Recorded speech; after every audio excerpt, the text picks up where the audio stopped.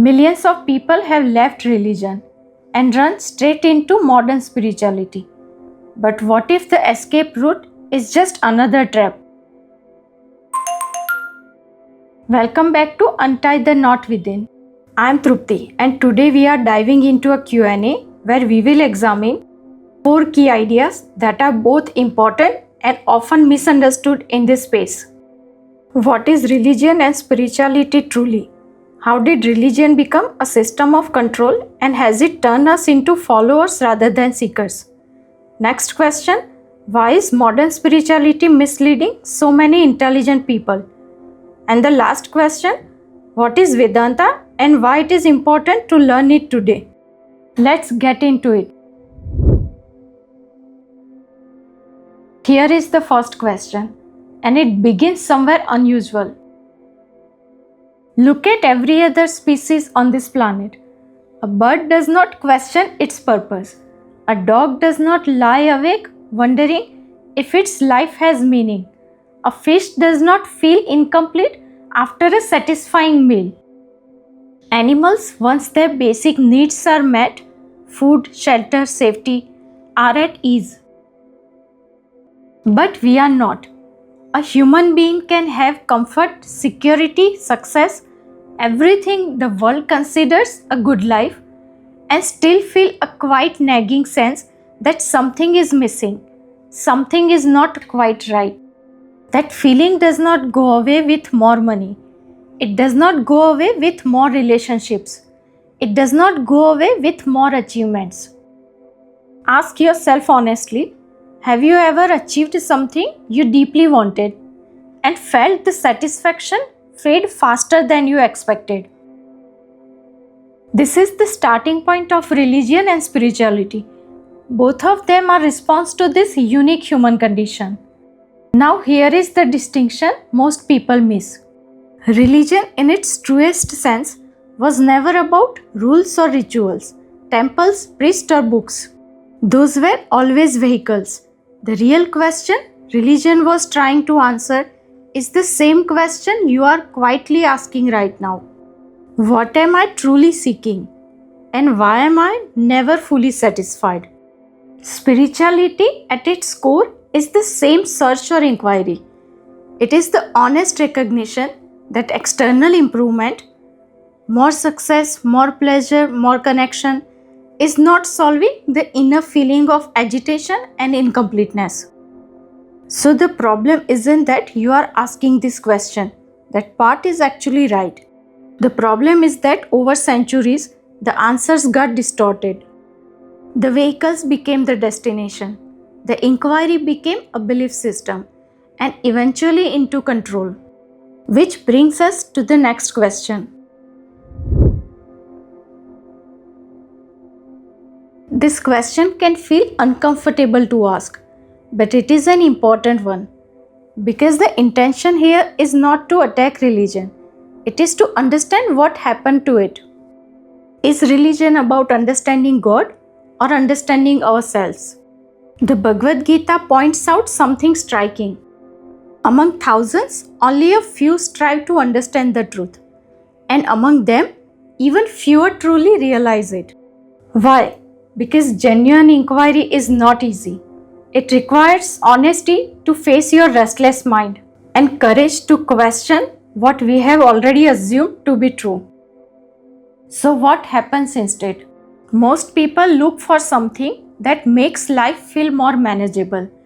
And institutions recognize this. They offered structure, ritual, community, and reassurance. Follow this, believe this, and you will be okay. That has value, but here is where the shift happens. When inquiry is replaced by compliance, when seek the truth becomes accept this truth. Religion stops being a path to understanding and becomes a system for managing behavior. Think of it this way. Imagine your house is filled with dust. Here the dust represents confusion, conditioning, and unexamined beliefs. Now imagine someone says, don't look at the dust. Just light candles, follow this routine, and you will feel better. The candles may help temporarily. The routine may calm you, but the dust is still there. That is what happens when religion becomes obligation instead of inquiry. The outer structure grows, the inner cleaning stops, and clarity is lost. Over time, we become very good at following and very unfamiliar with ourselves. We become experts at distraction, but strangers to ourselves.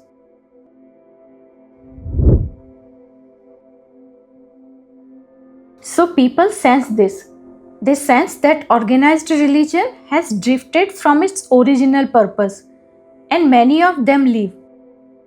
They start calling themselves spiritual but not religious, and begin exploring what the market of modern spirituality is offering. Manifesting, positive affirmations, raising your vibration, cutting toxic people, doing shadow work, vision boards, journaling prompts, high ticket healing retreats. Some of these practices have real value. Journaling can create self awareness. Meditation can build inner stillness.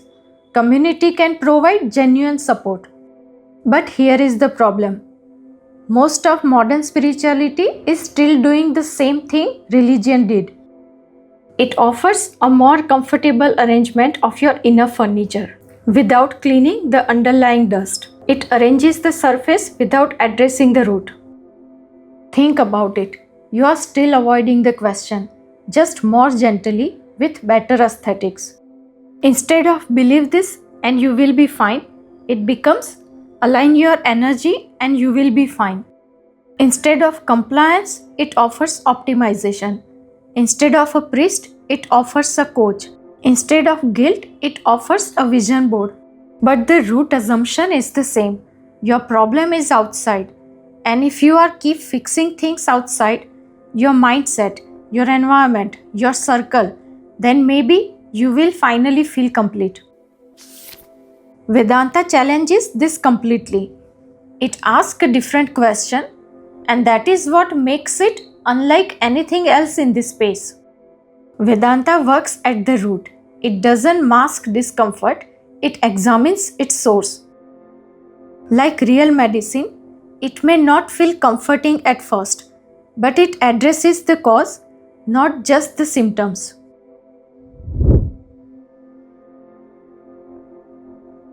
Vedanta is the culmination of knowledge. It is not a belief system. It is not asking you to accept a new doctrine in place of the old one.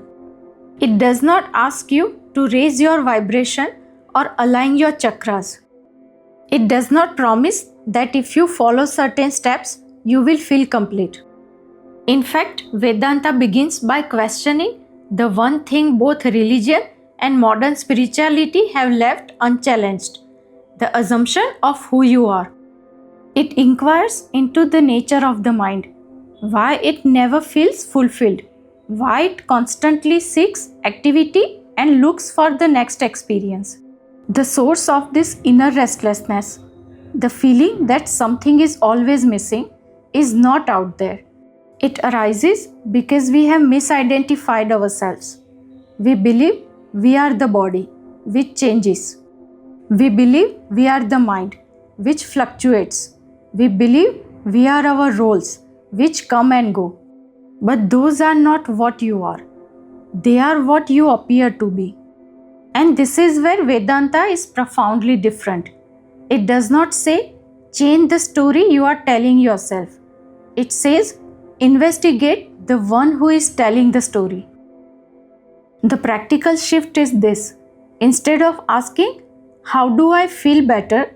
Vedanta asks, who is the one that needs to feel better? That one turn changes everything. It doesn't add anything new, it removes what is false.